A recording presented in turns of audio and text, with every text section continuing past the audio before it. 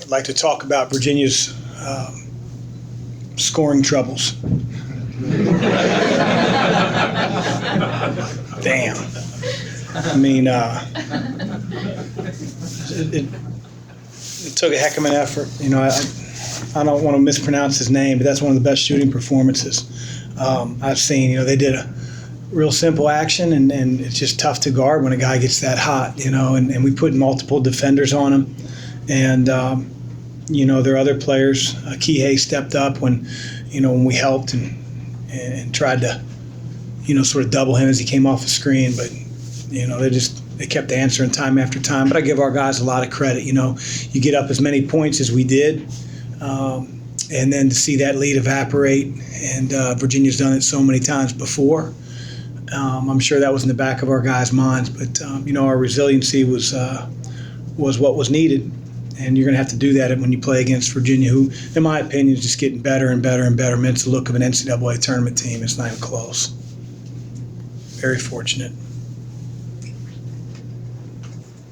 I know the streak against Virginia, since you weren't here for a lot of it, probably maybe doesn't mean as much to you, but did any of your players talk about it right now afterwards? No, we don't talk about that stuff. We just sort of talk about what we have to do to beat the team that's in front of us.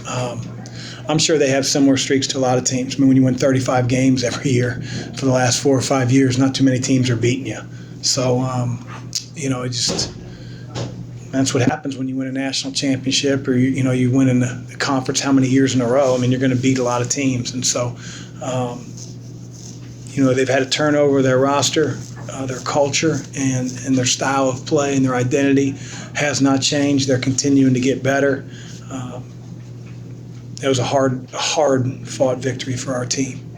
You mentioned the resiliency you guys showed at the end of the game. When shots aren't falling like that, you know, are you just telling guys, well, look, then we've got to get to the line, we've got to figure out a way to win this in a different way? I mean, the biggest thing that you have to try to find out as a coach is how to create really good shots. You know, they're such a smart team, and you know, they don't need a timeout to adjust to an action or a play or a particular player.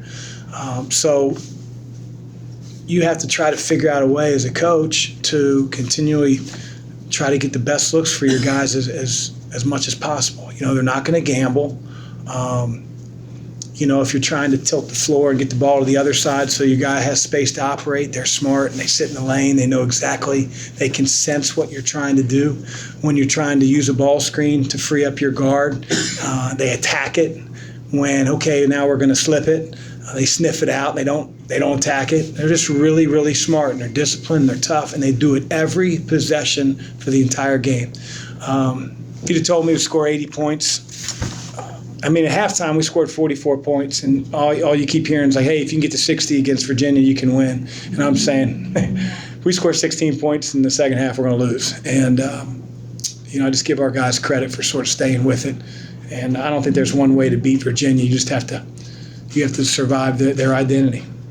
One thing that stands out is the free throws. How were you able to get to the foul line?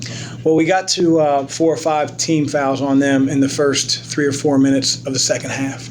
And, you know, we hammer that across to our guys. Continue to attack, drive the ball, offensive rebound, figure out ways to create contact.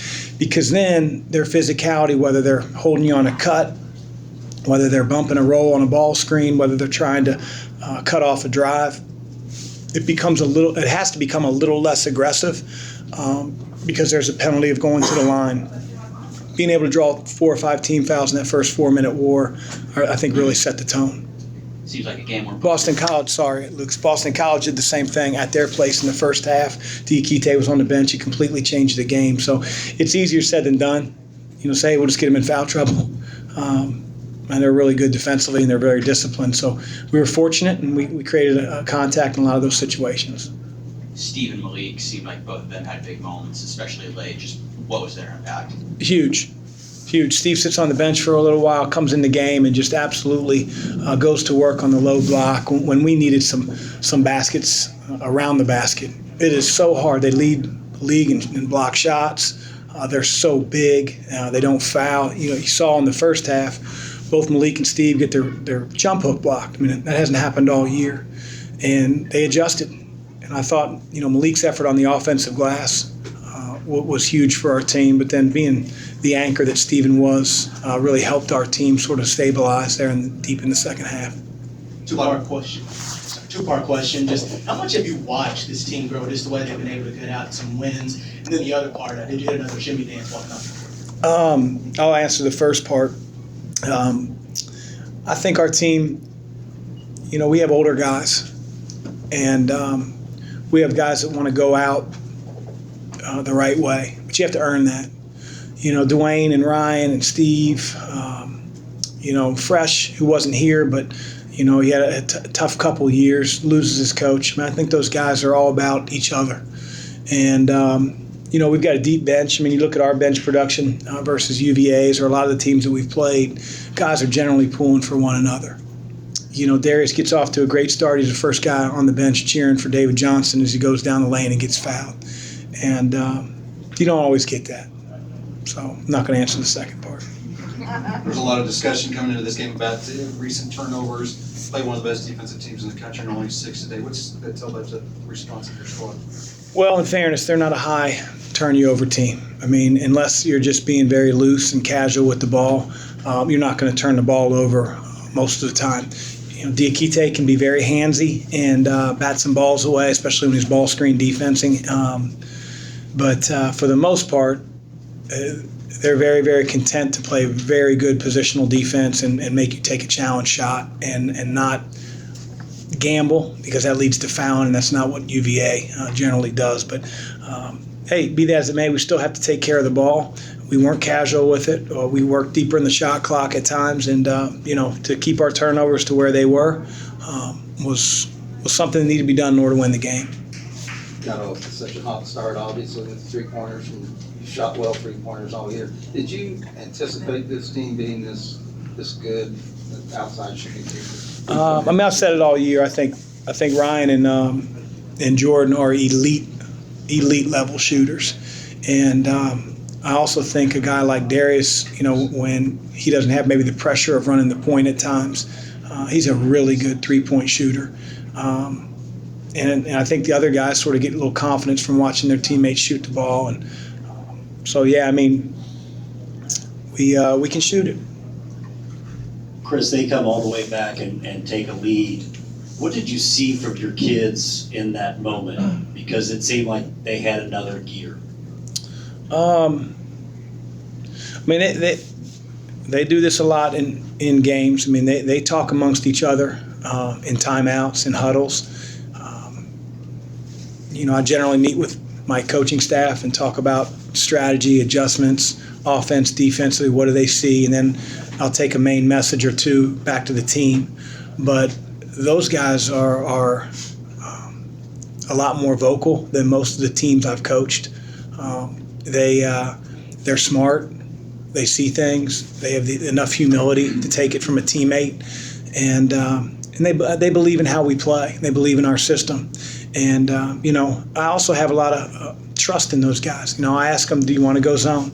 Do we want to stay man? And that wouldn't be the case in certain years, but it is now. Because again, I got older guys that have been through it. They recognize what's happening on the floor. They have a belief in one another. They're all in, and it's bottom line. It's their team. They're going to be remembered. Hopefully, Kenny lets me stay for a few more years, and I'll coach many more teams. But that's Dwayne Sutton's one and only chance to go out as a senior. Ryan, Steve, all those guys down the line. Coach, it looked like you were surprised about the technical foul. What happened in that sequence, and could you explain what happened? Yeah, I can't get into the officiating. I thought it was a bad call. It's a tie game, but he's the official, so he's right in that situation. But sometimes my wife is right in arguments, and I still think she's wrong. So I'll just leave it like that. One more. Damn, it's like Seinfeld. I'm supposed to go out on a high note. If you do it, what did you see when you put David in there in the last 5 minutes running? What did you see? And then obviously he made those plays of getting to the bucket. David's our best playmaker, He just is. He's got great size. He can see who's helping in on ball screens. Felt like defensively, although he's a freshman, maybe give us a little bit more length, out there. And so that was really it. We played Fresh along with him because I think Fresh is probably our best perimeter defender, but he's a little bit smaller at times. So that was sort of the thinking behind it. I'll be honest with you. Anybody in the crowd could have picked out who was going to guard a kid. He's going to score. I mean, we got to be better at off-the-ball screening action. It's very, very simple, but the kid was reading it, like Ray Allen did in NBA Finals, and just was banging the shots in. And so went zone a couple times. I felt like they got good looks out of that. And so it's basketball. Sometimes those things happen, but fortunately we made enough plays on the other end to win the game. Thank you. Thanks, Coach. That was Malik and Jordan.